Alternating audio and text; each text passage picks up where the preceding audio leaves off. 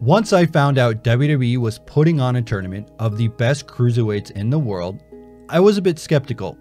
I mean, Hornswoggle was the last WWE Cruiserweight champion. However, when I heard that we would have the likes of Zack Sabre Jr., Drew Gulak, Kota Ibushi, Cedric Alexander, Rich Swann, TJ Perkins, Johnny Gargano, and Tommaso Ciampa, I had hope.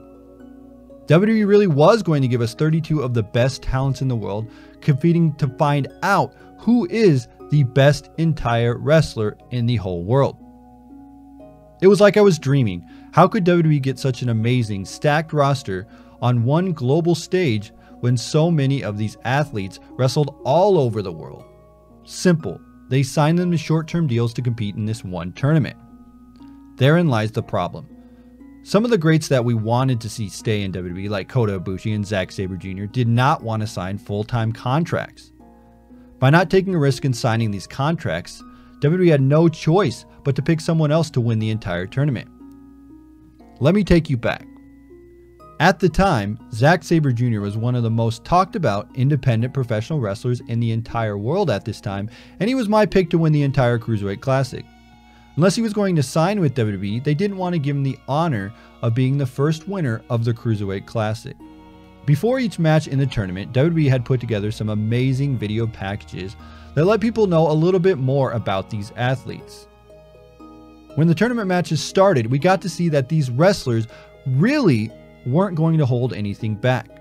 The Full Sail crowd was on fire for these matches, and most of the fans in attendance knew exactly who these wrestlers were. They've seen them on the independent wrestling scene. As the tournament progressed, I had no idea who really signed full-time with WWE and who hadn't. It looked as if it was going to come down to my two picks, Kota Ibushi and Zack Sabre Jr. This was not the case.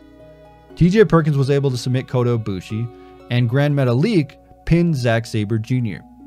The finals were set, Grand Metalik versus TJ Perkins. But there was one twist.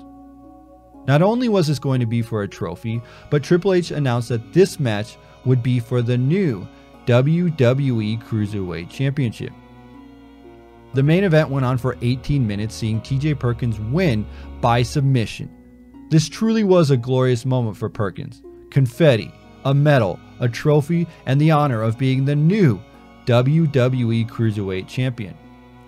WWE had truly created something special in this tournament. They put on some of the best professional wrestling you could see anywhere and created a huge star in TJ Perkins.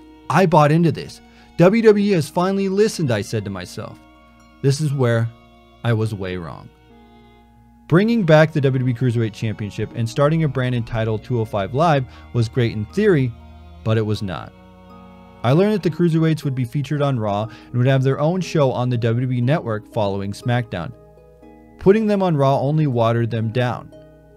Limited time and lack of true character development hurt the brand a ton. Changing the rope color and lights made it seem like they were separate from the WWE Raw brand. The major problem with 205 Live on the WWE Network is that it is taped after SmackDown. The crowd is already tired from watching 2 hours of SmackDown Live, and they could really care less about some of these wrestlers. We are back to the WCW days. The Cruiserweights are Cruiserweights, and they'll never get out of that division. What once was an honor to compete in the tournament now became a negative stereotype. Oh, he wrestles on 205 Live. He must be a jobber. To me, the Cruiserweight Classic was supposed to be WWE's version of PWG and Evolve, and it could have been if WWE would have kept the Cruiserweight show in a similar format to NXT. They could have also filmed the Cruiserweight shows at Full Sail Arena because that crowd understands what they're seeing. They respect the craft of pro wrestling. They know independent wrestling, and I would consider them the smart wrestling fans. I could make a whole nother video about how the WWE United Kingdom Championship Tournament got screwed up, or how the WWE Mae Young Classic is going to be ruined, but that would be the very same video as this. When WWE puts on these tournaments, magic is created in these few days, and superstars are born. Once it's over, they don't really know how to carry on. For every one step forward WWE takes in bettering the pro wrestling business, they take 5 steps backwards.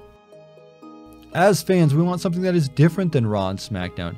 WWE was reaching the independent wrestling fan with the WWE Cruiserweight Classic and the United Kingdom Championship Tournament, but once it was over, these fans lost interest. Independent wrestling fans love indie wrestling because it's something completely different than what they see on Monday and Tuesday. We don't want every show to open with a 30-minute promo. We want raw, in-your-face action with great wrestling. Characters and stories can be created to keep the interest, but the core of these shows should be focused on the pro wrestling. After everything is said and done, I will remember the great few nights that we had with some of the best wrestling on WWE in the Cruiserweight Classic and the WWE United Kingdom Championship Tournament, and I'll try to forget the lackluster direction that followed. Every fan says that we wanted more Cruiserweight action, and 205 Live was a show that we needed, in theory. However, I believe we would have been better off if we could have kept it an annual tournament focused on showcasing some of the best talents all over the world.